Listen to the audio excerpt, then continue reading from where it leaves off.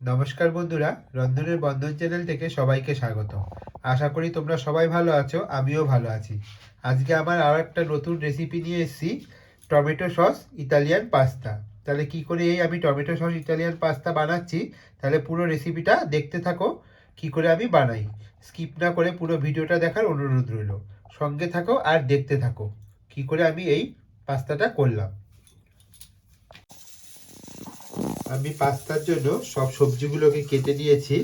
আমি গ্রিন ক্যাপসিকামগুলো দেখো এরকম ছোটো ছোটো করে কেটেছি, রেড বেল পেপারগুলোকেও ছোটো ছোটো করে কেটেছি, ইয়েলো বেল পেপারকে ছোটো ছোটো করে কেটেছি, মাশরুমগুলোকে ধুয়ে এরকম করে কেটে নিয়েছি। আর দুই রকমের জুগিনি দিয়েছি, একটা ইয়েলো আর একটা গ্রিন। এভাবে পাতলা পাতলা করে আমি কেটে নিয়েছি। তাহলে দেখতেই পাচ্ছ আমি পাস্তার জন্য কী করে সবজিগুলো কেটেছি। তাহলে আমি কী করে পাস্তাটা করছি সঙ্গে থাকো আর দেখতে থাকো। আমি এরকম লাল লাল দেখে সব টমেটো নিয়ে নিয়েছি। এই টমেটোর আমি একটা পাস্তার জন্য সস তৈরি করে নেব।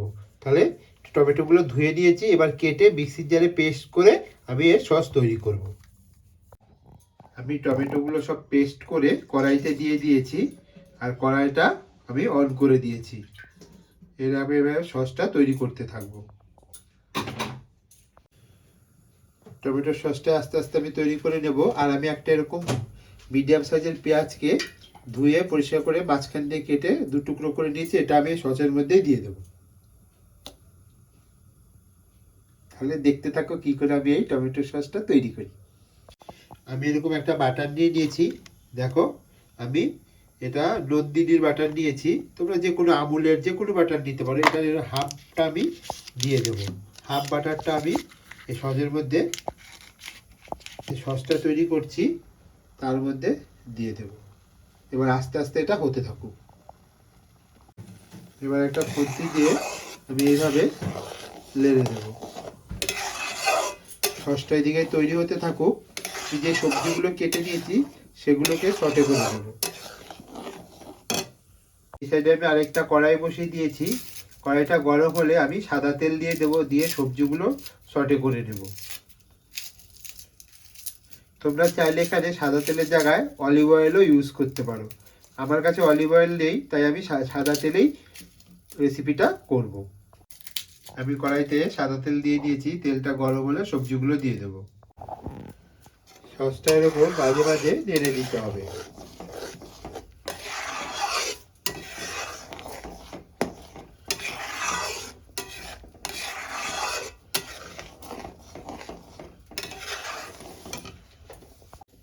তেলটা আমার গরম হয়ে গেছে, এবার আমি দিয়ে দেবো প্রথমেই রসুন কুচি।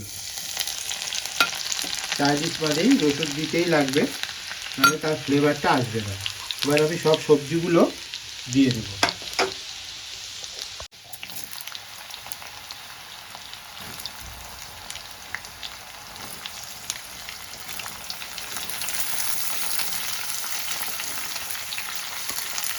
সব সবজিগুলো দিয়ে দিয়েছি। এবার দিয়ে দেবো পরিমাণ মতো দুধ। 1 চামচ দুধ দিয়ে দেবো আমি, এর থেকে বেশি দেবো না। সব সবজিগুলো আমি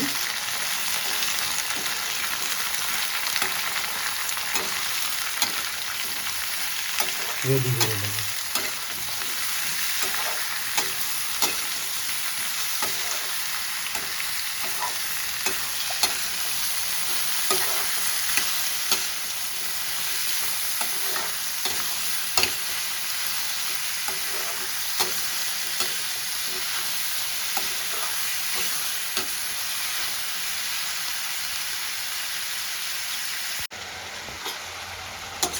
সবজিগুলো আমি দিয়ে দেবো আস্তে আস্তে। দেখো অনেক মজে গেছে। এবার আমি 10 মিনিটের জন্য একটা ঢাকনা দিয়ে ঢেকে দেবো। গ্যাসের ফ্লেমটা একটু আমি সিম করে দেবো। সসটা আমি লেড়ে দেবো।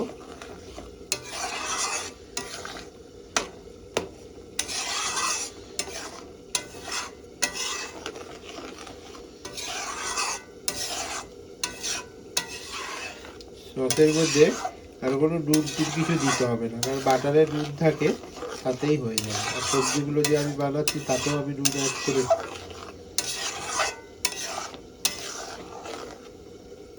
এইভাবে একবার পাস্তা বানিয়ে খেয়ে দেখবে, অসাধারণ লাগবে।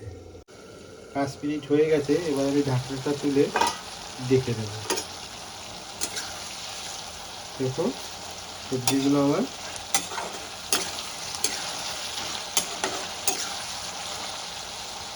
একটু নেড়ে দেবো, দিয়ে আবার ঢেকে দেবো 10 মিনিটের জন্য। 10 মিনিট হয়ে গেছে, আমি আবার ঢাকা তুলে দেখে দেবো। এবার আমার সবজিগুলো খুব সুন্দরভাবে সেদ্ধ হয়ে গেছে, দেখো একদম। এবার আমি বন্ধের থেকে বেশি করলে আর ভালো লাগবে না, একটু ক্রাঞ্চি ভাব থাকতে লাগবে। এবার আমি বন্ধ করে দেবো।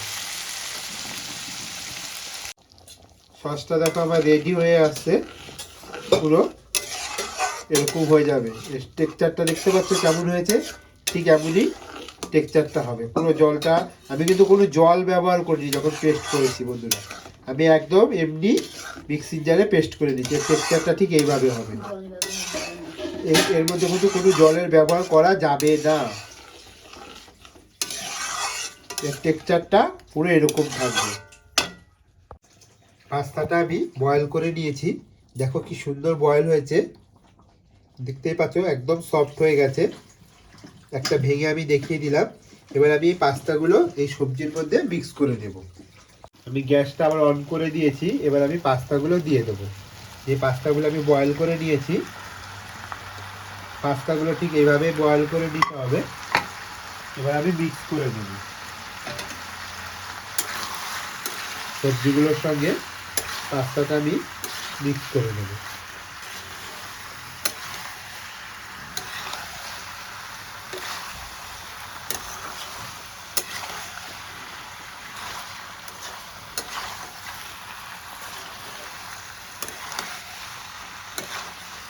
আমি সুন্দর করে মিক্স করে দিয়েছি। এবার যে আমি টমেটো সসটা তৈরি করেছি সেটা অ্যাড করে দেবো।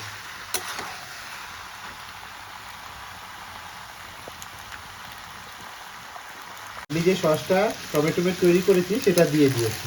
এবার আমি ভালো করে পাস্তার সঙ্গে মিক্স করে দেবো।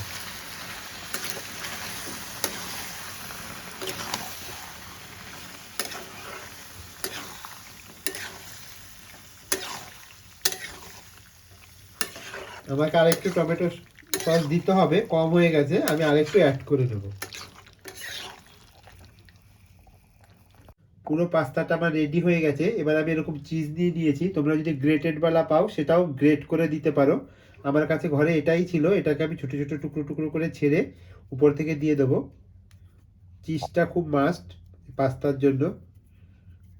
তাহলে দেখো কি ইজিভাবে তৈরি করে ফেললাম আমি ঘরে থাকা সব কিছু দিয়েই Italian pasta.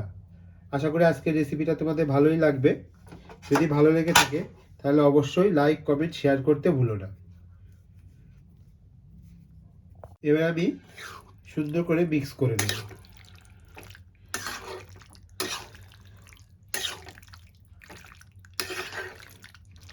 Step by step follow করে যদি বানাও তাহলে ঘরেই তৈরি করে নিতে পারবে একদম রেস্টুরেন্ট স্টাইলে ইতালিয়ান পাস্তা, যেগুলো আমরা হোটেলে কত টাকা খরচা করে কিনে খাই, সেটাই আমি ঘরে ইজিভাবে তোমাদেরকে বানিয়ে দেখালাম। আমি মিক্স করে নিলাম চিজটা। এবার আমি উপর থেকে একটু ব্ল্যাক পেপার দিয়ে দেব।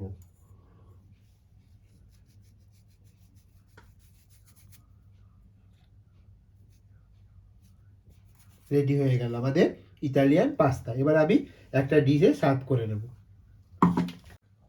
আমি একটা প্লেটে নিয়ে নিয়েছি, দেখো বন্ধুরা কি সুন্দর হয়েছে। তাহলে রেডি হয়ে গেল আমাদের টমেটো সস ইতালিয়ান পাস্তা। তাহলে আশা করি তোমাদের রেসিপিটা বুঝতে কোনো অসুবিধা হয়নি।